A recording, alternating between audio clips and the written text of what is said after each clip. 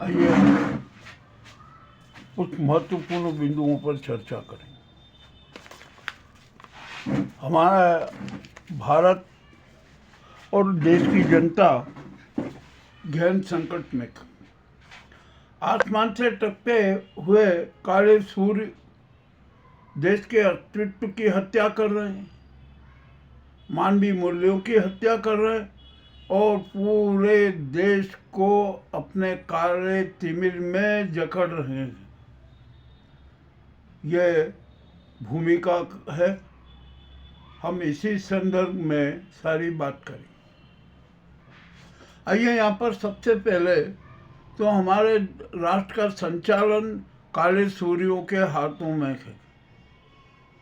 वे हर प्रकार से देश को तबाह करना चाहते हैं और कर रहे हैं और करते ही रहेंगे यदि उनका उपचार नहीं किया गया तो। अब उपचार का क्षण भी आ चुका है, समय भी आ चुका है। निश्चय ही ये काले सूर्य ना टुकड़े टुकड़े होकर मिट्टी में मिल जाएंगे, इसमें भी कोई शंका नहीं। तो आइए अब हम यहाँ पर सच समाचारों से आपको अवगत करा दें। सुब्रमण्यम स्वामी देश के बड़े नेता हैं, वे भाजपाई हैं और अच्छे विचारक भी हैं, समझदार भी हैं। अब जब उन्होंने मोदी के अय्यासी कांड की जब चर्चाएं शुरू की ना, तो वह सबकी आंखों में खटकने लगे। मोदी जी भी बेचैन हो गए। उन्होंने कहा कि ये कहाँ एक कांटा फंस गया, इस कांटे को निकालना चाहिए। अब निकाल भी नहीं सकते, कैसे निकालेंगे, कुछ भी नहीं हुआ। अब जब एप्सन की जो रिपोर्ट आई थी ना, और आने वाली आज खुली है, उसमें 80,000 लोगों के विवरण है। उसमें मोदी जी का भी विवरण है और भारतीय लोगों का भी कुछ विवरण है और अनेक विश्व के अनेक लोगों के विवरण हैं। एप्स्टीन के काले कारनामों की वजह से उनको जेल में भी जाना पड़ा, जेल में भी रहे और वहाँ पर उन्होंने दम भी तोड़ दिया। तो अब यहाँ सवाल उठा कि क्या एप्स्टीन ने आत्महत्या की या उनकी हत्या की गई। ये मामला इंटरनल मामला, इस मामले में अपन कुछ भी नहीं बोलेंगे। हाँ, परंतु एप्स्टीन में जो खुलासे हो रहा है ना, वे बड़े घातक है, वो विश्व में तहलका मचा देंगे।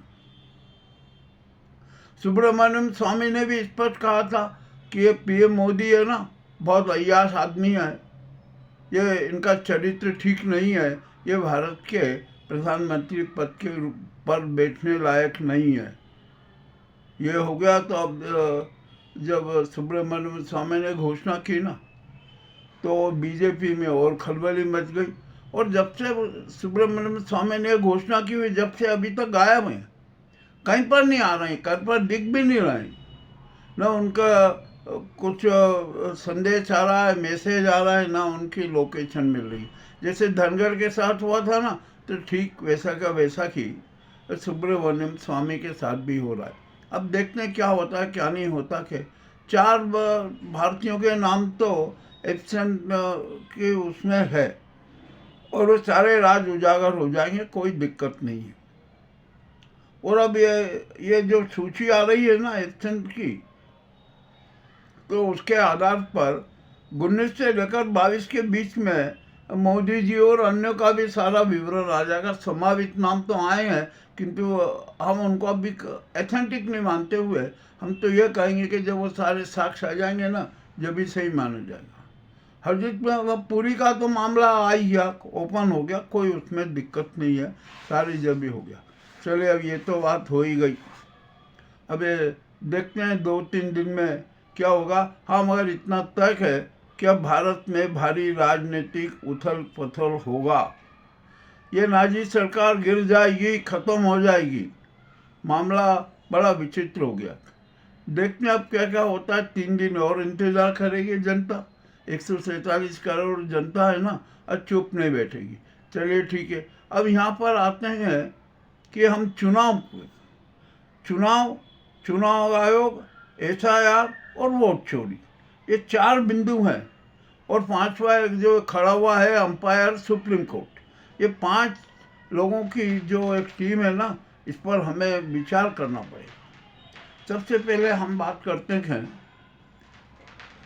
वोट चोरी की। वोट चोरी के मामले तो बिल्कुल अब स्पष्ट हो गए हैं।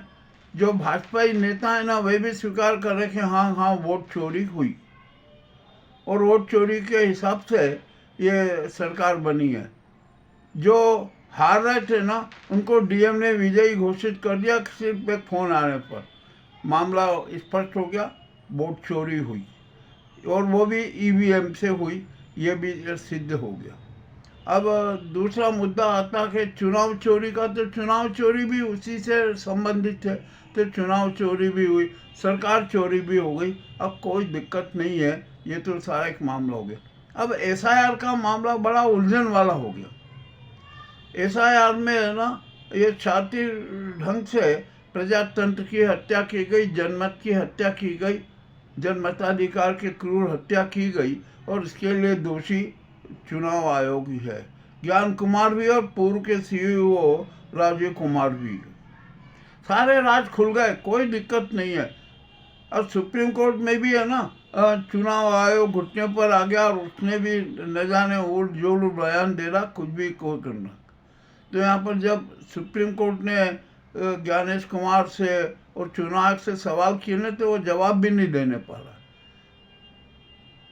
करीबन बिहार में ही 14 लाख फर्जी वोटर्स की एंट्री की गई, और जो मतदाता थे ना, उनके नाम जानबूझकर काटे गए। इस तरह से 68 लाख मतदाताओं के साथ खेला किया गया। बंगाल में भी खेला किया जा रहा है। ममता के गढ़ में ही उन्होंने जो नाटक किए 42,000 वोटों के, वो भी ओपन हो गया। उत्तर प्रदेश में 4 लाख वोटर्स, 4 करोड़ वोटर्स का जो किस प्रकार का खेला किया जा रहा था, वो योगी ने उजागर कर दिया। यानी कुल मिलाकर एसआईआर के नाम पर यहाँ पर एक घिनौनी राजनीति खेली गई, सत्तावादी राजनीति खेली गई। जो विपक्ष के मतदाता थे ना, उनके नाम काट दो, हटा दो उनके नाम, वो काट दिए जाते। अब यहाँ पर बिहार में तो यह हालत हुई कि बिना आवेदन के नाम काट दिए गए, और फर्जी लेटर जारी हो गए, फर्जी हस्ताक्षर भी हो गए। ये भी हुआ है घटना में, कोई उसमें दिक्कत नहीं है। अब जहाँ तक अब ईवीएम का सवाल आता है, ईवीएम एक हो सकती है किसी, हर हफ्ते सब कह रहे हैं कि हाँ ईवीएम हो जाती है। उसका जो सॉफ्टवेयर कोड है ना, किसके पास में, ये अभी तक खुलासा नहीं हो रहा है। किसके पास में? जिसके पास में सॉफ्टवेयर कोड होगा ना, वो सब तरह के खेला कर सकता, ईवीएम में हो सकती है। अब तो खुलासा हो गया, इसमें भी अब कोई शंका नहीं है। तो यहाँ पर अब ये चुनाव आयोग ने जिस प्रकार के नाटक किए हैं ना, ये एक तरह से जनद्रोह है, संविधान के प्रति द्रोह है, मतदाताओं के प्रति द्रोह है।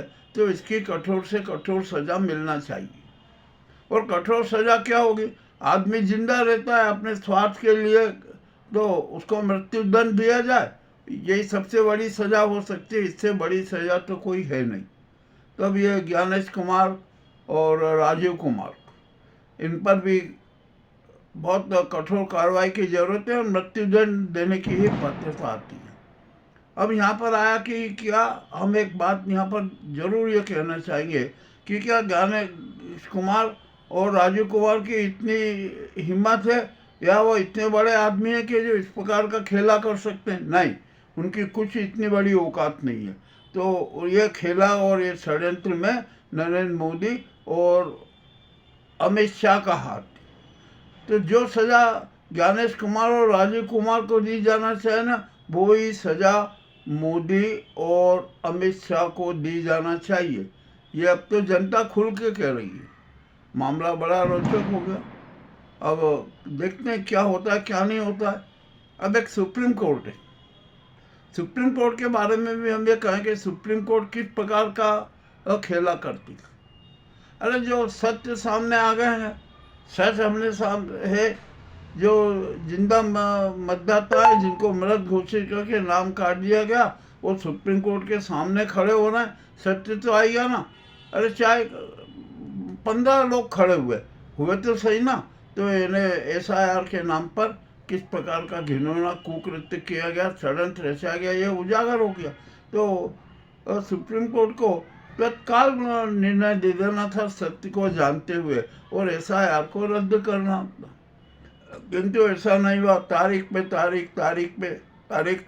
तारीख चलती रही और ये सारा हो गया। और उसी की तारीख के बढ़ाने में बिहार में चुनाव होगा। अब बिहार में चुनाव जब 68,000 मतदाताओं के नाम काट दिए तो परिणाम क्या होना है वो तो स्पष्ट था, क्योंकि उसमें करीबन 4 लाख 14 लाख अब फर्जी वोटर्स पाएगा। तो ये तो जो 14 लाख वोटर्स तो क्या हर तरह की सरकार गिरा भी सकते हैं, बना भी सकते हैं, सब कुछ हो सकता है। तो ये खेला ज्ञानेश कुमार ने किया। अब यहाँ पर जो फर्जी वोटर्स पकड़ने वाला सॉफ्टवेयर है उस पर भी खूब राजनीति हो रही है। पहले चुनाव आयोग उसी सॉफ्टवेयर को सबसे बड़ा सर्वश्रेष्ठ बताता था। अब बिहार चुनाव के और 2023 के बाद 24 के चुनाव में उसका उपयोग नहीं किया गया और कहा गया कि अरे वो तो सबसे खराब सॉफ्टवेयर है। तो आपने जब खराब था तो पहले किसने लिया, उसकी 100 कॉपियाँ किसने खरीदी? मामला बड़ा रोचक है। यानी चुनाव आयोग झूठ पे झूठ ही बोलता रहा, झूठ बोलता रहा। अब वो भी फंस गया। अब यहाँ पर चलिए, ये फर्जी वोटर से हुआ चुनाव अवैध हुआ, उसका परिणाम भी शून्य हो गए, सरकार बनी वो भी अवैध है। तो आखिरकार इसका अल्टरनेट क्या होगा, इसका निर्णय कौन देगा? अब निर्णय तो एक ही दे सकते हैं, राष्ट्रपति दे सकते हैं कि वह ये कह दे कि चुनाव आयोग ने किस प्रकार की धोखाधड़ी की, जनता के साथ धोखा किया, प्रजातंत्र के साथ धोखा किया, अतः सबसे पहले चुनाव आयोग को भंग कर दिया जाए। नंबर दूसरा, जो बिहार में जो सरकार बनी है उसको अवैध घोषित करके उसको समाप्त कर दिया जाए। बिहार चुनाव को अवैध घोषित करते हुए उसके परिणाम शून्य घोषित कर दिए जाए। इतना सब होने के बाद में वहाँ पर राष्ट्रपति शासन लगा दिया जाए। ये होना चाहिए, ये राष्ट्रपति को करना चाहिए, परंतु वो भी नहीं कर रही, वो भी धतराज बन गई है और मूक बधिर हो गई है। अब यहाँ पर सब कुछ हो गया। अब चुनाव आयोग भी के जो खिलाफ जो सारी जनता है, सारे विपक्षी दल हैं, ये भी बड़ा नाटक हो रहा है ना, तो इसके खिलाफ भी कुछ कार्रवाई होना चाहिए। अब यहाँ पर हम बात करेंगे कि आखिरकार ये चुनाव आयोग ने जो घिनौना कृत्य किया है ना, इसकी सजा देगा कौन? सुप्रीम कोर्ट को संज्ञान लेना चाहिए, क्योंकि ये तो राष्ट्र हित का मामला है, लोक हित का मामला है, संविधान के हित का मामला है, संविधान की रक्षा का मामला है, देश के मौलिक जो मतदाता का मौलिक अधिकार है उसका एक खिलाफ षड्यंत्र का मामला है। तो सुप्रीम कोर्ट को संज्ञान लेते हुए ज्ञानेश कुमार और पूर्व CEO राजीव कुमार और उनके संरक्षक, उनके योजनाकार मोदी और अमित शाह पर भी कठोर कार्रवाई करना चाहिए। ठीक है, अब देखते हैं क्या होता है क्या नहीं होता है, कब होगी, कैसे होगी, मगर निर्णय तो होगा। अब ये जो धोखेबाज है ना, गद्दार है, जिन्होंने देश के साथ गद्दारी की है, जनता के साथ गद्दारी की, वो बच नहीं सकते। उन्होंने तो राष्ट्रद्रोह किया है, समाजद्रोह किया है और जनद्रोह किया है। ये सब अपराधी है, उनको तो दंड मिलना पड़ेगा। यदि अब सुप्रीम कोर्ट ने दंड नहीं दिया, मान लीजिए सुप्रीम कोर्ट ने उनको दंडित नहीं किया, तो आखिरकार दंडित कौन करेगा? सुप्रीम कोर्ट से भी बड़ी अदालत है जन अदालत। ये जन अदालत पर समीक्षा कर रही है, जन अदालत ने के सामने मामला है और जन अदालत ने भी सारे तथ्यों का संज्ञान ले लिया है। तो ऐसी स्थिति में अब दंड विधान भी जनता के हाथों में ही रहेगा, जनता ही दंड देगी। अब जनता कैसे दंड देगी इसकी भी जरा प्रारूप देख लीजिए। देश की 90% जनता सड़कों पर उतरेगी। संसद से सड़क से और गांव की पगडंडी तक जनता क्रांति को मूर्त रूप देगी। इन जो देश के गद्दारों के खिलाफ खुले आवाज़ उठाएगी। इनके यहाँ संसद को बंधक बनाएगी, पीएम का हाउस को बंधक बनाएगी, गृह मंत्री को बंधक बनाएगी, चुनाव आयोग को बंधक बनाएगी और इन सबको बंधक बनाकर इनको सज़ा देगी। अब इनकी सज़ा कैसी होना चाहिए? सबसे पहले इनको गिरफ्तार किया जाए, गिरफ्तार करके रिमांड लिया जाए, रिमांड में 3rd डिग्री का उपयोग किया जाए और उसके बाद में हथकड़ियाँ डालकर इनको पूरे देश में घुमाया जाए और देश में घुमाने के बाद इनको मृत्यु दंड दिया जाए। यह प्रक्रिया होना चाहिए। ये जन अदालत का निर्णय है। अब ये कठोर निर्णय है, देखते हैं कब लागू होगा, कैसे होगा, ये तो ये, परंतु अब जनता में आक्रोश है।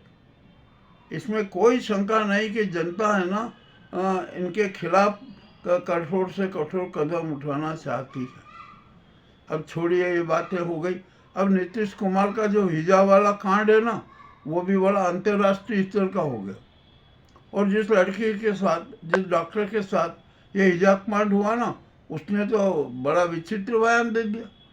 उन्होंने कहा कि, और उसके परिवार ने कह दिया कि जो सीएम ने जो किया है ना, वो बड़ा गलत किया और उसका हम पर कोई असर नहीं होता।